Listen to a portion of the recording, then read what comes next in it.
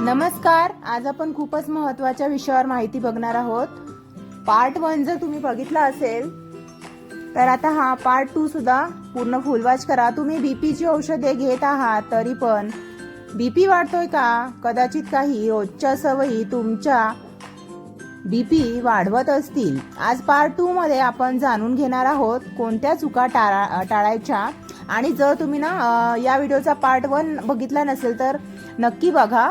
खूप महत्त्वाची माहिती दिलेली आहे पार्ट 1 मध्ये. आणि बीपी पटकन वाढल्यास काय करायचं?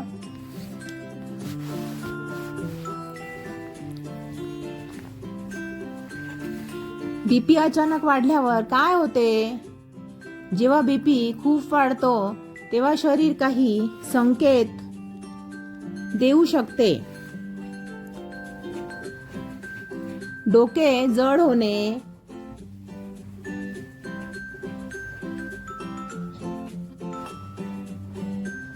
हृदय जोरामध्ये धडधडणे, घाम येणे, बेचैनी होणे, धूसर दिसणे, चक्कर येणे अशी लक्षणे जर दिसत असतील तर त्याकडे अजिबात दुर्लक्ष करू नका.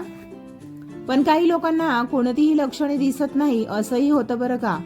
म्हणून बीपी नियमित तपासणे खूप महत्त्वाचे आहे.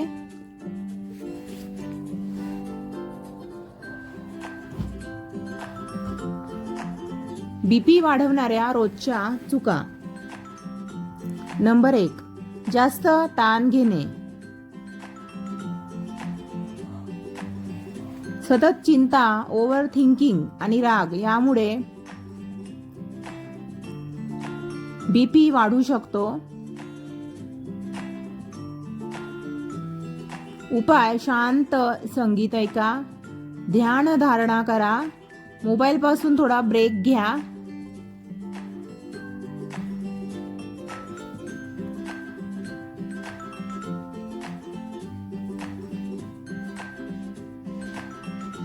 बाहेरचे आणि packet food, chips, noodles, pizza, burger यामध्ये मीठ आणि तेल जास्त असते. याऐवजी घरचे अन्न, फळे, सलाद, ताक,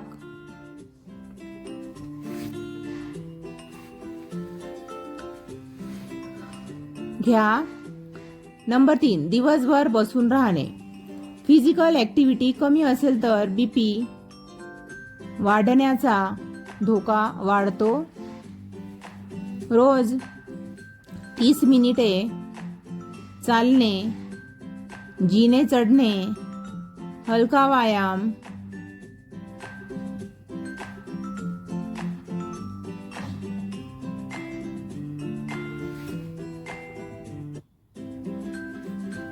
नंबर 4, झोपेची कमतरता.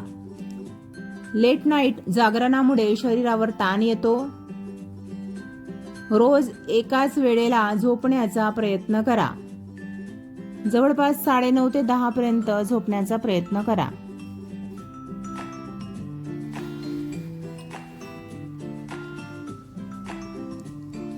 आता बघूया बीपी साठी बेस्ट फूड कोणते आहेत. केळी. पोटॅशियम मुळे बीपी संतुलित ठेवण्यास मदत होऊ शकते. नंबर 2, काकडी. शरीर हायड्रेट ठेवण्यात मदत होते. नंबर 3, लसूण. काही लोकांमध्ये हृदयाच्या आरोग्यासाठी उपयुक्त मानला जातो.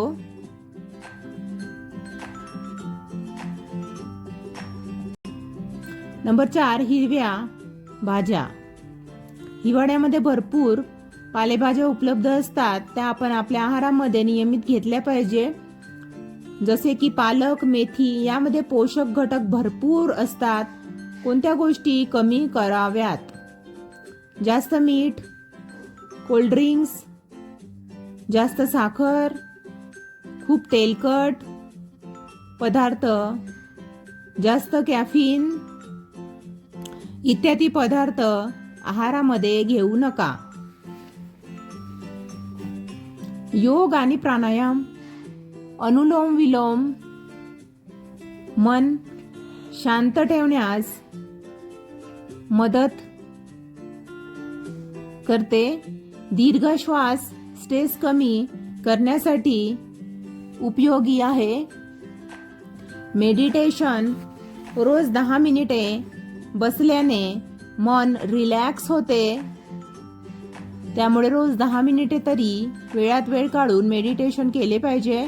शक्यतोवर सकाळी उठल्याबरोबर मेडिटेशन करा, यामुळे जास्त फायदा होईल. पाणी किती प्यावे? पुरेसे पाणी पिणे महत्त्वाचे आहे. दिवसभर थोड्या थोड्या प्रमाणामध्ये पाणी प्या.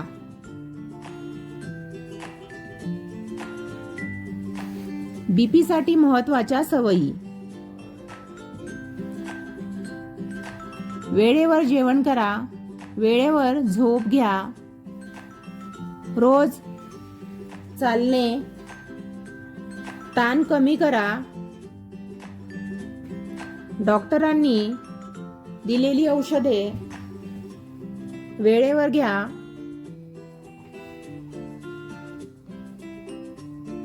डॉक्टरांचा सल्ला कधी घ्यावा.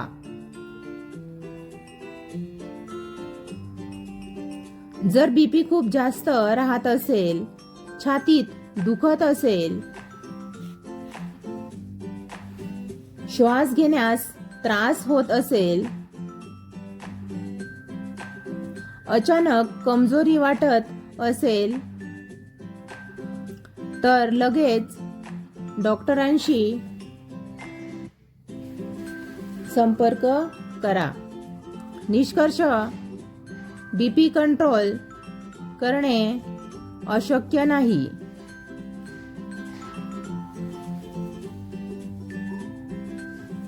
योग्य आहार, व्यायाम, शांत मन आणि चांगल्या सवयी यामुळे तुम्ही निरोगी आयुष्य जगू शकता.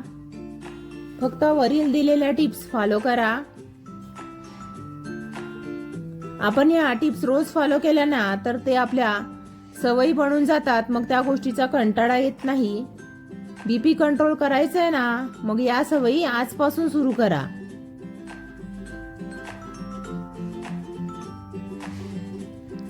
तुम्ही रोज किती पाणी पिता कमेंट करून नक्की सांगा.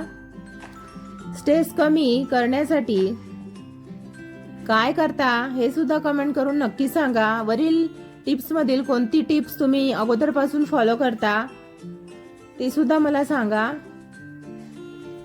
आणि हेल्थ पार्ट 3 पाहिजे का, म्हणजे या माहितीचा पार्ट 3 पाहिजे का, कमेंट करून नक्की सांगा. मी पार्ट 3 वर सुद्धा सविस्तर व्हिडिओ बनवून अपलोड करेल. तुम्हाला जास्त कोणती समस्या होते डोकेदुखीची, थकवा येण्याची? तुम्ही रोज चालायला जाता का? कमेंट करून सांगा हो किंवा मग नाही. तर कशी वाटली वरील माहिती कमेंट करून सांगा. लाईक करा, शेअर करा. नवीन असल्यास चॅनलला सबस्क्राईब करा आणि सबस्क्राईब केल्यानंतर साईडला बेल आयकॉन असते ती सुद्धा प्रेस करा नवीन व्हिडिओच्या नोटिफिकेशनसाठी. आणि सर्वांना विनंती आहे, कमेंट केल्यानंतर कमेंटच्या बाजूला हाईपचं बटन असते ते सुद्धा दाबा आणि सहकार्य करा. हा व्हिडिओ फक्त सामान्य माहिती आणि जनजागृतीसाठी आहे. यामधील माहिती वैद्यकीय सल्ल्यांचा पर्याय नाही. कोणतीही औषधे सुरू किंवा बंद करण्यापूर्वी तुमच्या डॉक्टरांचा सल्ला नक्की घ्या. तर भेटूया पुढील माहितीमध्ये. तेव्हापर्यंत स्वस्थ राहा, काळजी घ्या आणि वरील टिप्स फॉलो करा आणि हेल्दी राहा. आणि हा व्हिडिओ जास्तीत जास्त लोकांपर्यंत शेअर करा. चला बाय, भेटूया पुन्हा.